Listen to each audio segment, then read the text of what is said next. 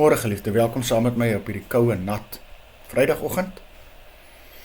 Vanmôre die God van wonders.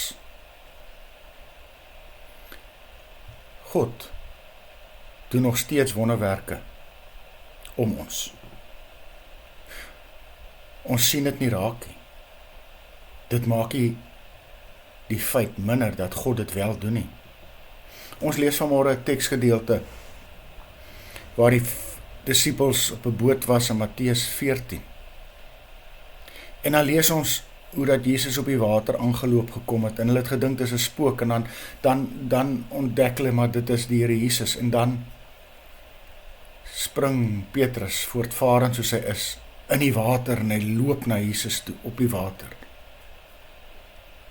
En dan begewe sy geloof hom. Sien hy haal sy oë oomblik van Jesus af en hy sink. En dan lees ons maar Jesus het dadelik vir hom gesê, hou moed, dit is ek, moenie langer bang wees nie.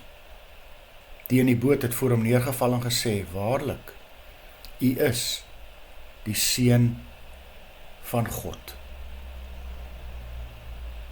'n Wonderwerk. Liefde, hoekom sien ons dit nie meer raak nie? Want ons is so ingestel, ons het dit in die week gesê, so besig, te besig, dat ons dit miskyk. God is die God van wonders. Jy het vanmôre jou oë oopgemaak. Jy het vanmôre asem in jou longe. Jy het vanmôre die lewe in jou. Een wonderwerk is gelyk aan 1000 preke. En nou kom die Here Jesus vanmôre dit vir ons sê. Kom ons maak ons oë oop. Kom ons kyk rondom ons.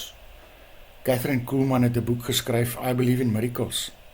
As jy hom dalk ergens in die hande kry, gaan lees hom. Hierdie boek vorm ons geloof. En dit leer ons hoe om die wonderwerke van God om ons te begin raak sien.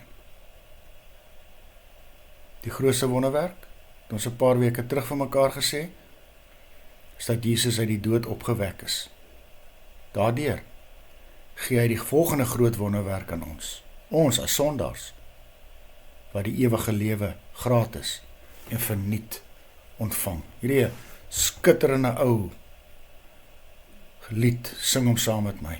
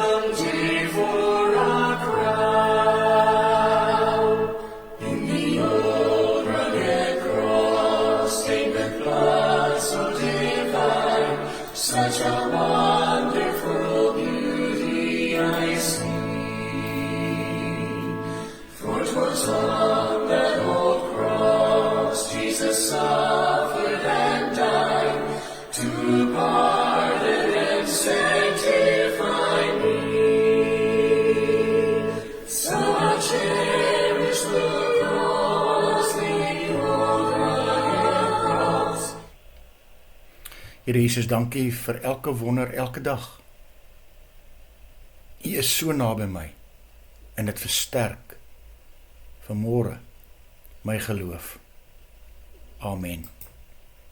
Mag jy 'n lieflike dag hê.